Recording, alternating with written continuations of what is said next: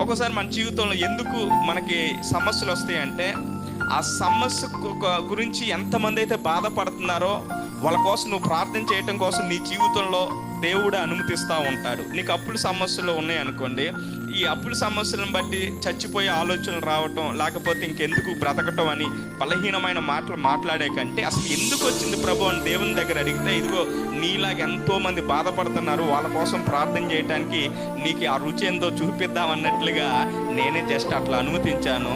నువ్వు నీ సమస్య గురించి నువ్వు నీలాగా ఎవరైతే బాధపడుతున్నారో అలాగ అందరి కోసం నువ్వు ప్రార్థన చేయి, నీ అప్పులు నేను తీరుస్తాను అన్నట్లుగా ఒకసారి దేవుడే అనుమతిస్తాడు. దేవుని అనుమతి లేకోకుండా నీ జీవితంలో ఏ సమస్య రాదు.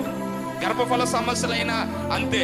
ఎంతమంది పిల్లలు లేక బాధపడుతున్నారో వాళ్ళందరి కోసం నువ్వు ప్రార్థన చేయాలని ఒక్కోసారి నీ కోసం కొంచెం డిలే చేస్తూ ఉంటాడు నీ విషయంలో. ఎందుకంటే నీవు అనేకుల కొరకు ప్రార్థించే బిడ్డగా ఎప్పుడైతే వస్తావో అప్పుడు నీ జీవితం సుఖంగా ఉంటుంది, నిమ్మలంగా ఉంటుంది, నిబ్బరంగా ఉంటుంది. దేవునికి స్తోత్రం కలుగునుగాక.